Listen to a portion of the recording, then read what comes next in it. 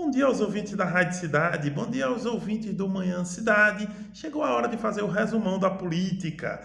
Olha, essa semana foi tensa, né?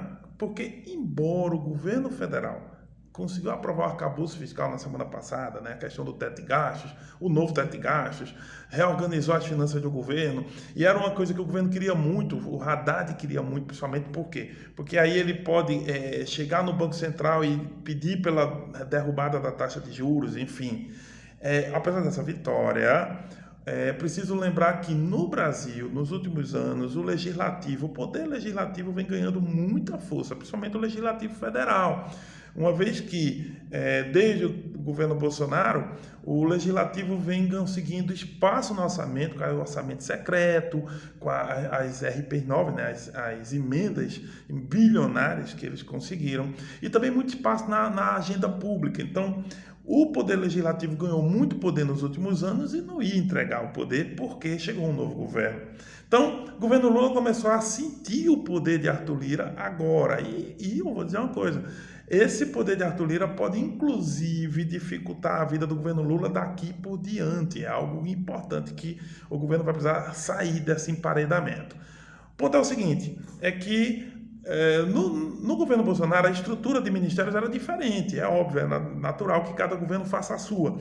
E o governo Bolsonaro optou por uma estrutura de ministérios menor e não só menor, como por exemplo as atribuições dos ministérios do meio ambiente, por exemplo, eram bem diferentes das que o Lula pensou para o seu governo. Por isso, quando o Lula entrou, editou uma medida provisória, né, que alterava a estrutura dos ministérios e a própria formação de ministérios também. Por exemplo, o Ministério dos Povos Indígenas, da ministra Sônia Guajajara, é um ministério que tem a possibilidade de fazer a demarcação de terras indígenas, que é um pleito que o governo Lula defende e que o governo Bolsonaro jamais defendeu. E também o Ministério do Meio Ambiente, capitaneado lá pela Marina Silva, esse ministério tem no governo Lula mais atribuições do que anteriormente no governo Bolsonaro.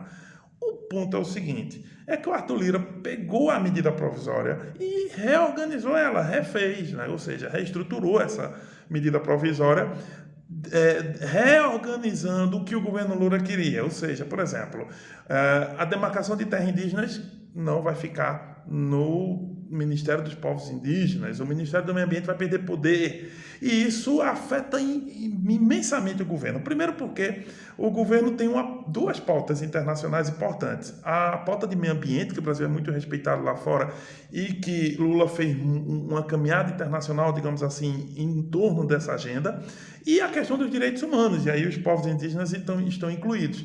Ocorre que, com essa reestruturação, né, dificulta muito para esse ministério fazer o que o governo Lula queria. Então, ficou claro que o Arthur Lira conseguiu emparedar o governo e claramente o governo Lula vai precisar sair das cordas. Por quê? Porque nesse momento Arthur Lira tem a pauta do país, ele consegue mostrar que o legislativo, né, conseguiu modificar o executivo, ou seja, a estrutura do executivo.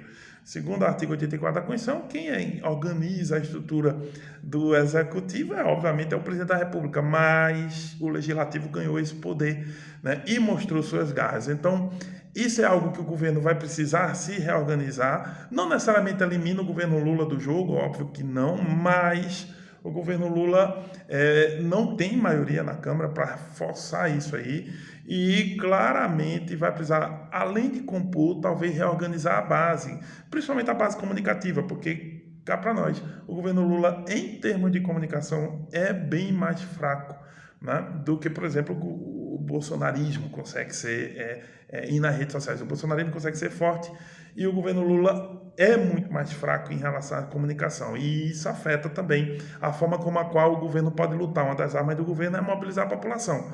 Tá difícil para o governo Lula porque, nesse ponto, eles não têm feito grandes ações. Tá? E no legislativo, o Arthur Lira consegue, né, na hora que precisa, ele organiza o jogo. Em detalhe, ele também mostra para o governo que sem ele, o governo não conseguirá, sem compor com ele, o governo não vai conseguir muitos avanços não, em nenhuma pauta que o governo queira. Só que essa questão do legislativo ser independente, a gente pode trazer para a província também, aqui para Pernambuco, porque vejam, Essa semana, o TCE, Tribunal de Contas do Estado, teve a sua segunda votação, né, no lugar na vaga de Tereza Doere, e essa votação acabou elegendo o Rodrigo Novaes, do PSB, e que era um aliado de João Campos, tá, e aliado de Álvaro Porto, presidente da Assembleia. E foi uma derrota para Raquel Lira, ou seja, Raquel Lira também precisa rever a relação dela com o Legislativo, inclusive porque Álvaro Porto é do seu partido, mas na hora que terminou a votação e o Rodrigo Novaes ganhou com 30 votos a 18 do Joaquim Lira, na hora que ganhou a votação, o presidente da casa, né, o Álvaro, saiu dizendo que o governo tentou negociar, atropelar, que o governo tratou-os como se fosse uma bodega, e essa palavra é muito forte, né? Disse que não era dessa forma e que o poder é independente. Essas falas indicam que há uma insatisfação e que, pela primeira vez em muitos anos, a Alep está seguindo o que a gente vê na Câmara Federal, ou seja, se movimentando mais independentemente do governo. Raquel Lira não conseguiu trazer essa pauta e ela vai precisar começar a recompor com a casa. Ela tem 18 votos, pelo menos, né? Porque lembre-se que o que ocorreu com Raquel é que ela queria a Débora Almeida, mas Débora Almeida nem conseguiu sair para o jogo porque os deputados não aceitaram essa indicação. Ela retirou retirou a candidatura.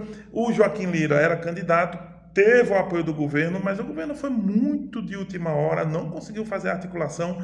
E um outro detalhe interessante, um dos jogadores, digamos assim, que trouxeram a vitória para o Rodrigo Novaes foi o Diogo Moraes, que é muito bem quisto na casa.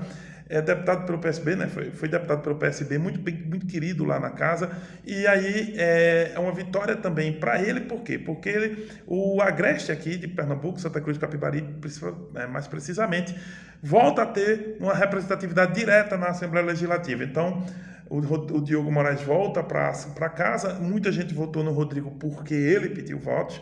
Mas é uma vitória para João Campos, é uma vitória para o Diogo Moraes, é óbvio, uma vitória para o Rodrigo Novaes, mas é uma vitória para o Álvaro Porto também. Então Raquel vai ter que recompor sua relação com a casa.